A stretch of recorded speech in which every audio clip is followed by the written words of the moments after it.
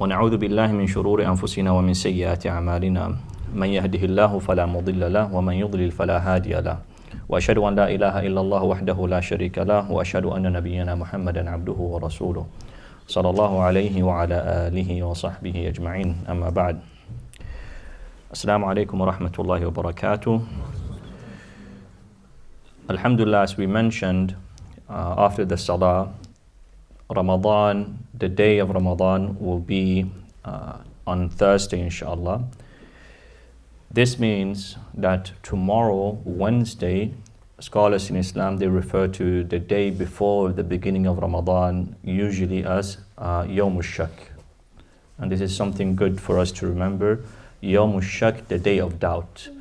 Why is it called the day of doubt? It is because if a person does not know when Ramadan will begin, the scholars refer to this as the day of doubt. Why is it important for us to know? It is important for us to know because the Prophet ﷺ, he told us not to fast a day or two before the month of Ramadan. This is haram. To fast a day or two before Ramadan, this is not permissible. There are other days that it is not permissible for a person to fast as a Muslim. Along with that is the days of Eid, Eid al-Adha and Eid al-Fitr. These 2 days, it is haram for a Muslim to fast. Along with it is to single out Fridays for fasting. To single out Fridays for fasting, this is haram.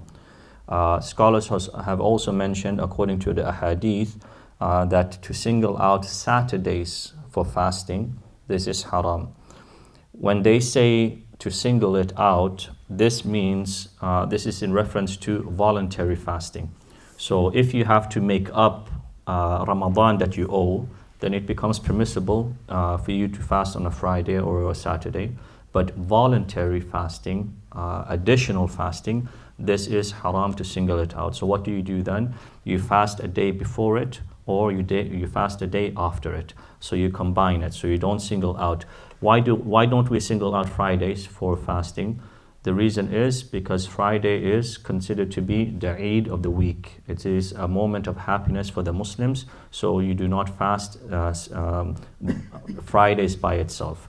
Another thing when it comes to Saturday, we don't single out Saturdays because this is the practice of the Jewish people, that they fast on Yawm al-Sabt. So as a Muslim, we don't imitate the non-Muslims in that sense.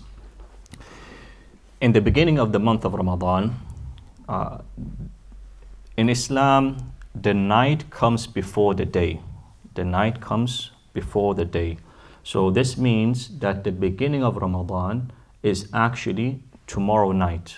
At Maghrib on Wednesday, this will be the beginning of the month of Ramadan. The beginning of the month of Ramadan is a very important moment in the year. Why is it important? It is important because at the very beginning, an angel calls out. Just when Ramadan has started, an angel calls out. And this angel says, "O you who want to do good, increase. Ya baghi al-khayri, aqbil." That come towards it. This is the month of khair. This is the month that you increase. Not just do good, but you increase on top of it. If you used to read Quran, you read more Quran. If you used to be generous and you gave in charity, this is the month that you increase.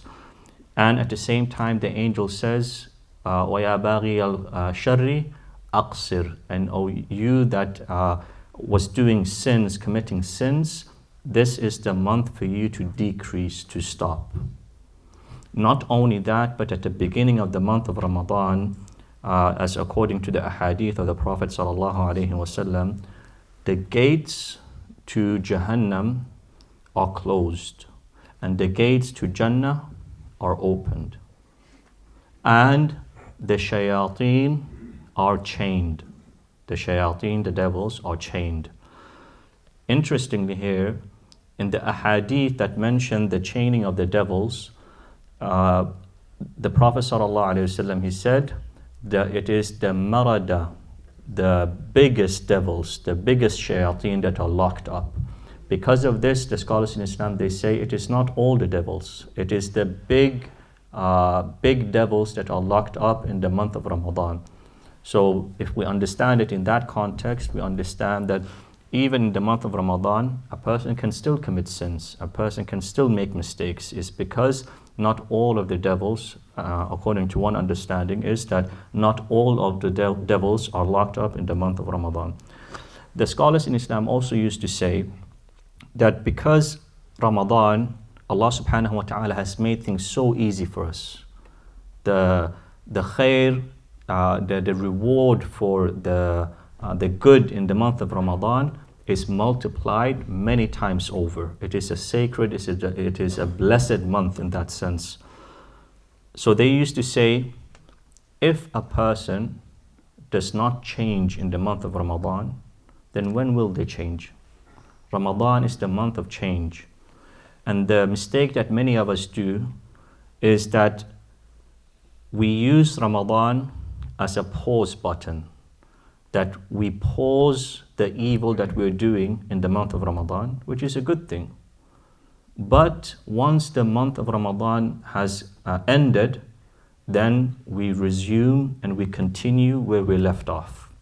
When in reality, Ramadan is about change. Ramadan is about becoming a different person, getting closer to Allah subhanahu wa ta'ala. لَعَلَّكُمْ تَتَّقُونَ, so that you may attain taqwa. And Ibn Rajab, rahimahullah, one of the scholars in Islam, he said that one of the signs that a person's good deeds are accepted is that a good deed leads to another good deed. A good deed leads to another good deed. Meaning that if Ramadan has come and gone, and you just picked up where you left off in terms of disobedience, in sin and so on, this shows you, this is a sign from Allah that your Ramadan might not have been accepted. But if the fasting of the month of Ramadan leads you to the fasting of the month of Shawwal, the 6 days of Shawwal, and you keep up your Quran, and you keep up your tahajjud, and you keep up the good deeds, then this is a sign, inshallah, that your Ramadan is accepted. So now when Ramadan is literally just a day away, it is very easy that a person thinks that I will be there, I will witness this Ramadan. But like we've said many times before, the future is not promised to anyone. People that are alive now that have heard about the announcement, they might not be here when Ramadan starts. So a person shouldn't just sit and wait until Ramadan comes. That tonight, if it is possible for a person to begin by reading Quran, starting fresh, so that once Ramadan comes, you really utilize the month of Ramadan. Before we conclude, it is also important for us to know, when it comes to fasting, who is required to fast in Islam? Who are the people that are required to fast? The scholars in Islam, they say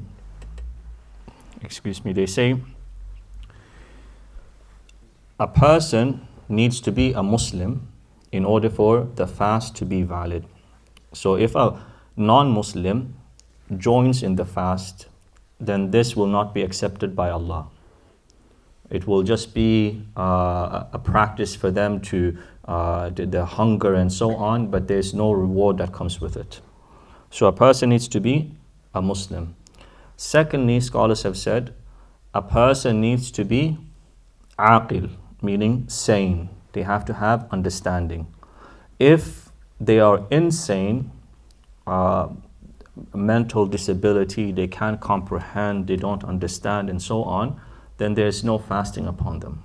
So every Muslim, sane person, and scholars have said, the person needs to be baligh, meaning that they have to have reached the age of puberty. Okay, so if these three things are found, then these are part of the condition and conditions. And the scholars add, they say that another condition is qudra, meaning that a person has to have the ability to fast. So the person who is sick is not required to fast. The person who is very old, that fasting harms them, then they are not required to fast. And then additionally, the scholars, they say, the person who is the traveler does not need to be fasting. So instead of that, we say the muqim. The muqim, the person who is residing, that person is required to fast. And then finally, the scholars, they say, anything that prevents a person from fasting, those type of people, if there's anything that prevents them to fast, then they are not required to fasting. What does this mean? It means it pertains to women. So the woman who is pregnant doesn't fast. The woman that is breastfeeding doesn't fast. The woman that is on her period, she does not fast. So these things, if they are fulfilled, then a person is required to fast in the month of Ramadan.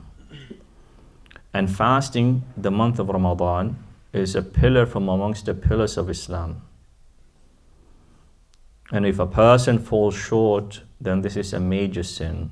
And if a person denies it outright and say that there is no such thing as fasting in Islam, then this person is no longer a Muslim. So we don't say it. Fasting is not like the salah.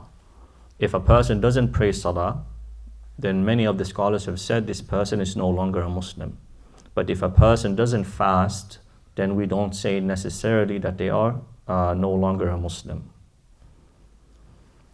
Just to conclude, and this is especially for the youth, but everyone else, one big mistake that we do in the month of Ramadan that needs to be highlighted is that a person fasts, but they don't pray their salah. They wake up for suhoor, they make sure to eat, and they might be praying Fajr. Then they go to sleep, and the whole day they're asleep. They miss Dhuhr, they miss Asr, they miss Maghrib.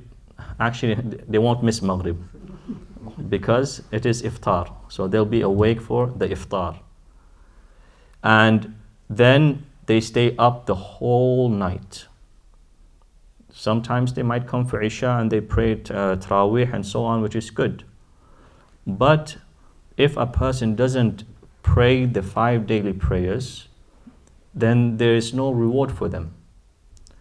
Praying the 5 daily prayers is more important than staying up at night in Taraweeh, in Tahajjud.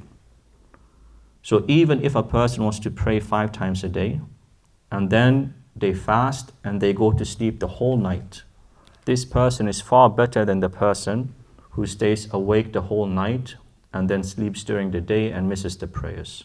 So this is very important to highlight, and inshallah we'll highlight it more in the future. We will keep it brief and we will end here. جزاكم الله خيرا وبارك الله فيكم.